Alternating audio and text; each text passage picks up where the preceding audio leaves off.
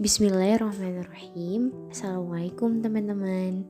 Nah, dalam video kali ini saya akan menjelaskan mengenai bagaimana cara saya untuk mengatur keuangan bulanan saya.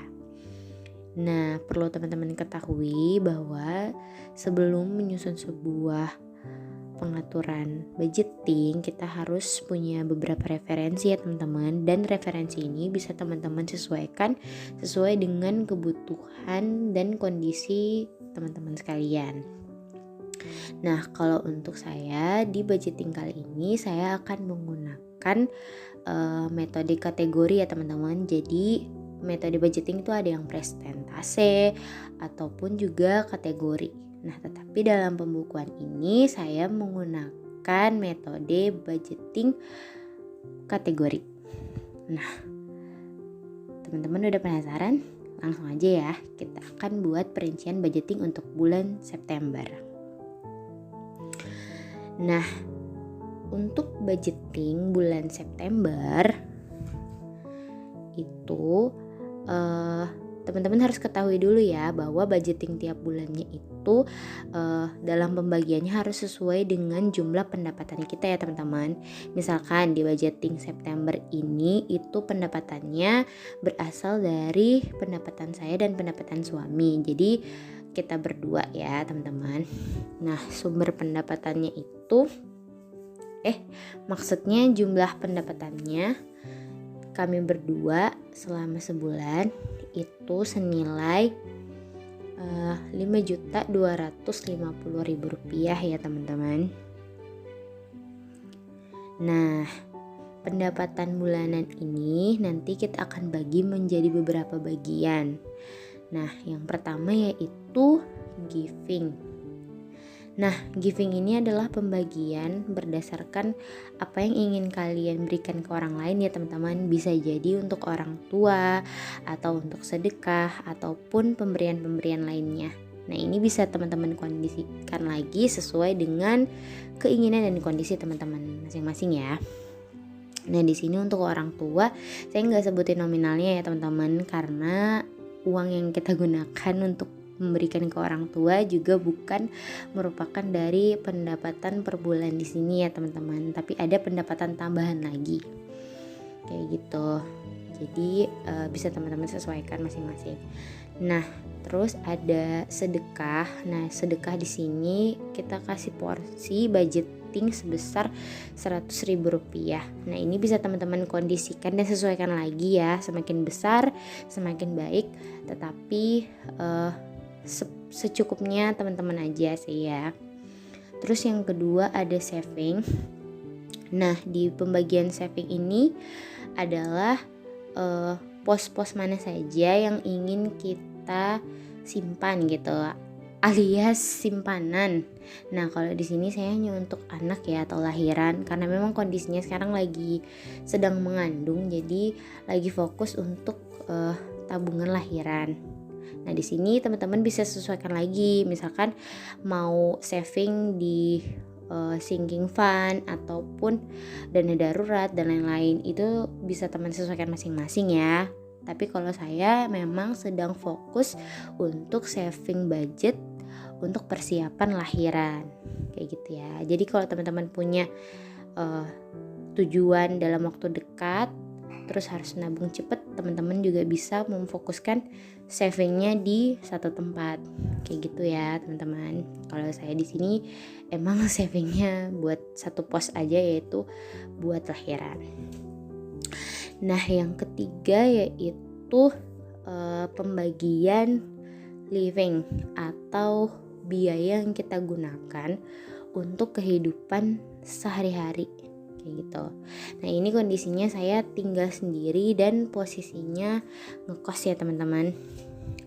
Nah, biaya kos per bulannya itu besaran budgetingnya sebesar 1.500.000 rupiah. Nah, ini lumayan ya teman-teman, karena saya juga nggak punya perabotan ketika pindah ke daerah ini, jadi itu adalah biaya kos yang saya bayarkan tiap bulannya, atau pengeluaran wajib tiap bulan ya teman-teman.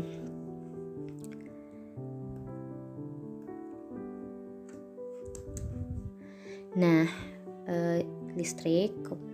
Nah, listrik di sini saya budgeting sebesar 150.000.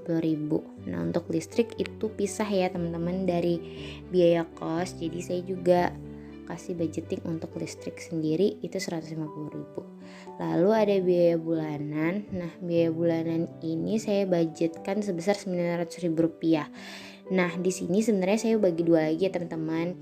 Yang pertama itu 500.000 untuk belanja mingguan yang saya bagi ke 4 minggu, dan sisanya lagi 400.000 untuk belanja bulanan sekali belanja ya teman-teman, entah itu di minggu pertama atau minggu kedua di awal bulan.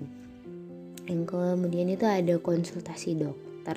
Nah, di sini karena saya memang masih aktif ya untuk konsultasi tiap bulan, jadi saya selalu berusaha untuk membudgetkan porsi untuk konsultasi dokter sebesar 450.000. Nah, terus ada biaya transportasi, saya budgetkan sebesar 550.000 rupiah.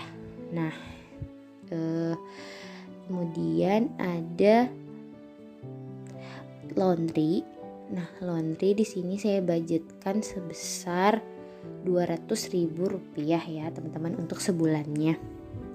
Dan untuk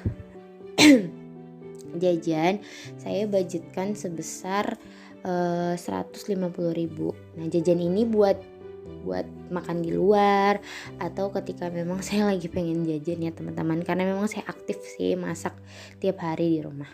Dan untuk budgeting pulsa saya porsikan budget sebesar 100.000 rupiah untuk pulsa bulanan ya teman-teman, karena kalau di kosan tuh pakai wifi, jadi hanya untuk kalau saya sedang di luar aja. Nah, kita akan total berapa biaya untuk keseluruhan ya dari dari pos living ini.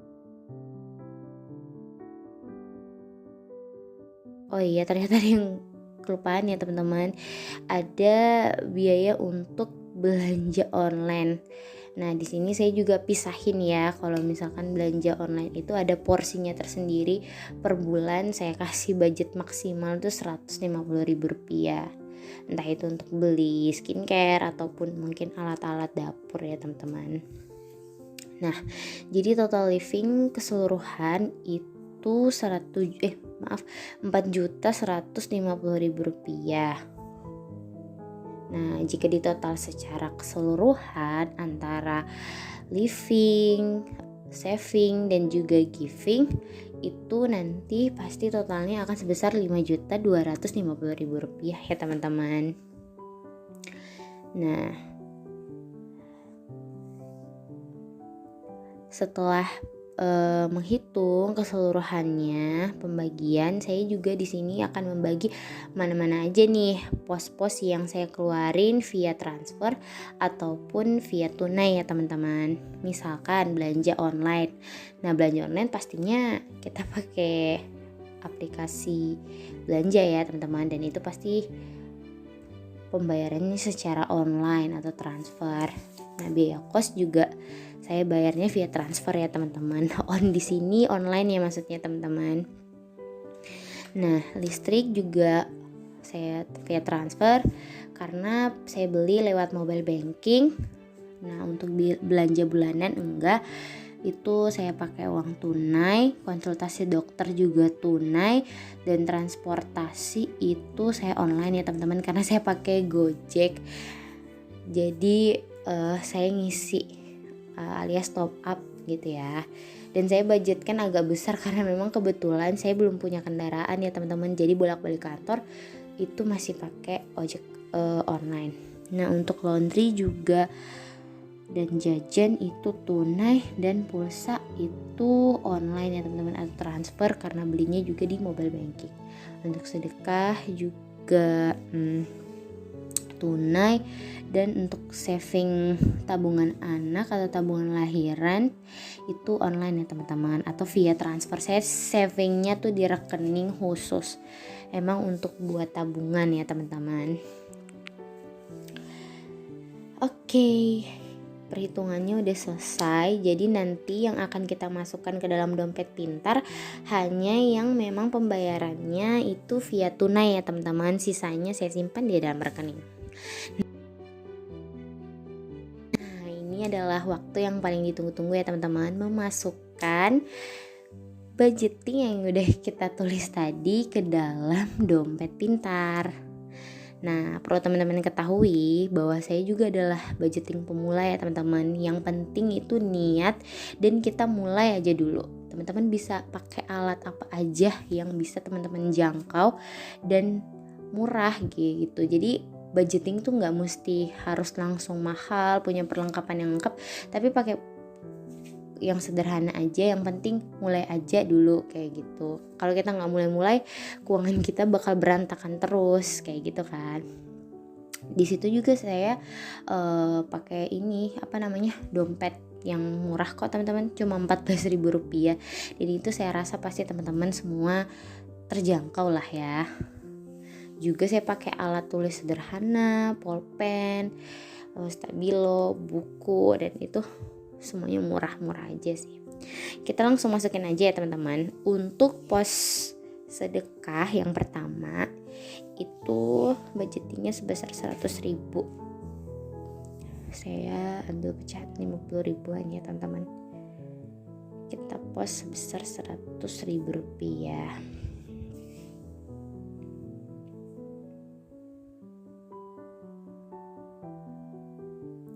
Nah, untuk belanja bulanan seperti yang saya bilang tadi, saya bagi dua ya teman-teman. Untuk biaya bulanannya sekali belanja saya maksimalkan budgetingnya tuh sebesar Rp400.000 ya teman-teman. Dan 500 sisanya itu nanti saya bagi 4 lagi untuk porsi belanja mingguan. Nah, untuk belanja bulanan itu sebesar Rp400.000 ya teman-teman.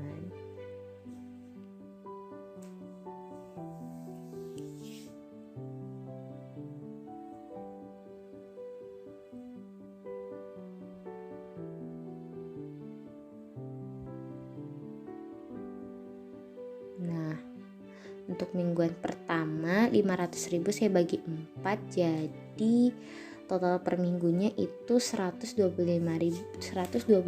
ya teman-teman.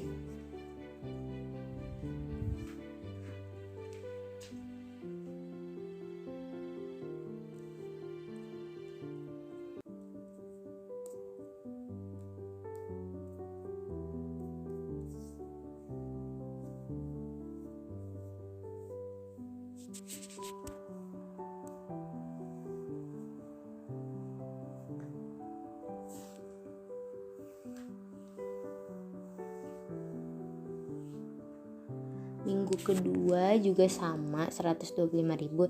Ini adalah budget maksimal ya teman-teman, dan ini sekali lagi disesuaikan dengan kebutuhan teman masing-masing kayak gitu. Tapi ini adalah pengeluaran maksimal ya, jadi bisa aja lebih dari yang dibudgetkan kayak gitu. Nah, kalau kita menggunakan budget yang kayak gini teman-teman, sebenarnya keuangan kita tuh lebih teratur, biar kita tuh nggak ngerasain yang namanya kaya di awal miskin di akhir kayak gitu ya. Tapi seberusaha mungkin lah kita tuh agak lebih menata, jadi uangnya tuh kayak lebih kerasa sampai akhir bulan kayak gitu. Teman-teman bisa aja sih memvariasikan ya sesuai dengan kebutuhan teman-teman masing-masing. Entah itu mau belanja mingguan ataupun mungkin teman-teman mau bagi jadi perharian juga nggak apa-apa. Untuk biaya konsultasi dokter 450.000. Nah, ini itu juga budget maksimal ya teman-teman. Maksudnya paling maksimalnya tuh saya di beberapa bulan akhir 450.000 itu udah paling banyak deh pengeluaran untuk konsultasi per bulannya kayak gitu. Jadi masih bisa kurang juga, atau mungkin bisa aja sih jadinya lebih kayak gitu. Jadi kita lihat aja perkembangannya kurang lebih selama sebulan ke depan tuh gimana. Apakah budget yang kita rencanakan ini kayak gitu ya sesuai dengan kebutuhan kita atau enggak. Nah untuk biaya laundry, jujur karena memang saya nggak nyuci sendiri ya teman-teman, saya pakai bantuan laundry karena saya udah nggak bisa nyuci berat dan ngangkat yang berat-berat. Nah untuk jajan, karena biasa kan ya di kantor tuh saya biasa bawa bekal sih, tapi kadang juga ada keinginan buat jajan, jadi saya kasih porsi dikit untuk sebulanan, maksimal di 150.000 lah ya. Jadi kayak kita tuh bisa lebih menahan diri bahwa kayak porsinya tuh segini sebulan, jadi kita lebih bisa mengontrol. Oke deh teman-teman, semuanya udah keisi. Dan semoga budgeting di bulan September yang saya rencanakan ini bisa berjalan dengan baik. Nah, sedikit tips buat teman-teman, sebelum belanja siapin dulu catatan belanjaannya ya, biar nggak kalap kalau nanti belanja kayak gitu. Oke deh, alhamdulillah sudah selesai. Mudah-mudahan teman-teman semua bisa sama-sama berikhtiar ya. Assalamualaikum.